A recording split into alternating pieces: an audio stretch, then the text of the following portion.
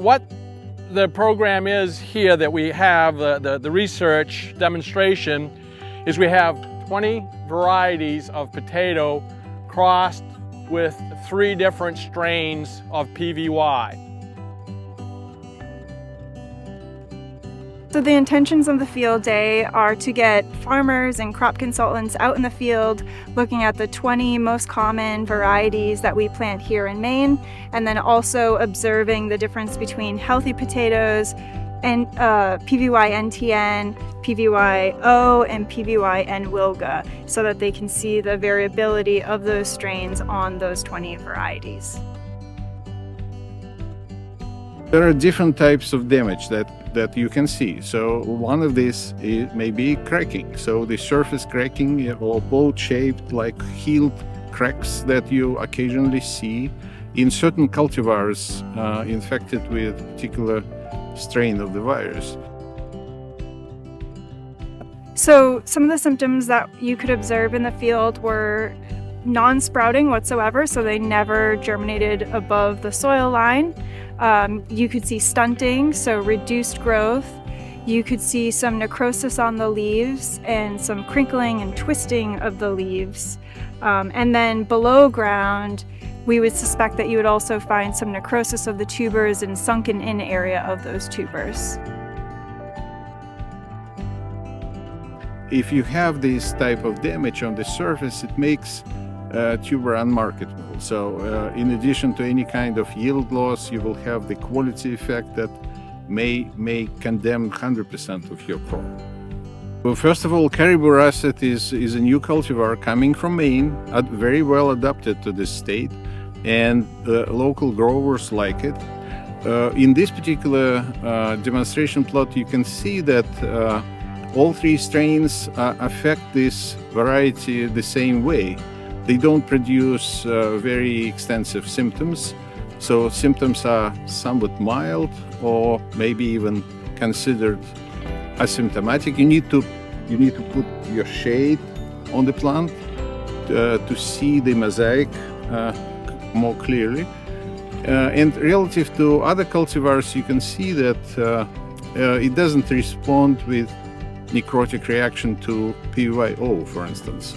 So that's why when you see these symptoms, you have a suspicion that it's infected with PVY, because in the late few years we did laboratory testing of this foliage expressing mosaic symptoms, and in about 90% of the cases, if it's mosaic, it's potato virus Y. Few of you were standing there thinking, okay, this is all great, but tell me, what should I spray to get rid of the problem? And when I say that you cannot really spray this problem away, because it's a complex epidemiological system. Potato virus Y is transmitted by pretty much any aphid that happen to go through. They will go through and probe, and they will be in long enough to transmit virus, but not long enough to be killed with insecticides. And even if they do die later because of insecticide, it will be too late. They will transmit a disease already. But when you spray for these aphids, you do not spray just one thing. Another thing that needs to be sprayed is crop oil. The important thing to consider with oils is to start early. When you think about PVY levels, there is spread that is happening as soon as those potatoes emerge. And think of it as putting money in the bank, that it's going to gain compound interest. So if it starts early, starts spreading early, it's just going to compound on itself, and you're going to see your larger burdens that way.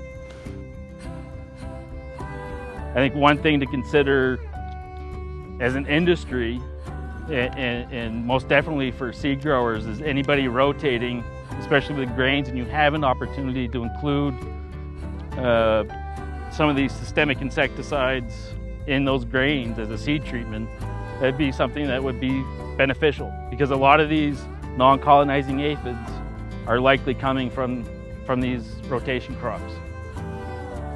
And then the last thing that can be done that people don't do, but maybe they should start considering doing, is making potatoes more difficult to find for moving aphids, okay? If you look at those plots, you can see that there is green spots on brown background, right?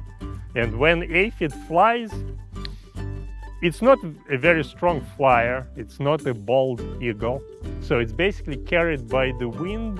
And then when it sees this contrast between green vegetation and then dark background, this is when it assumes that there is probably a plant, so it uses its wings to go down, okay? So the less contrast you have, the better.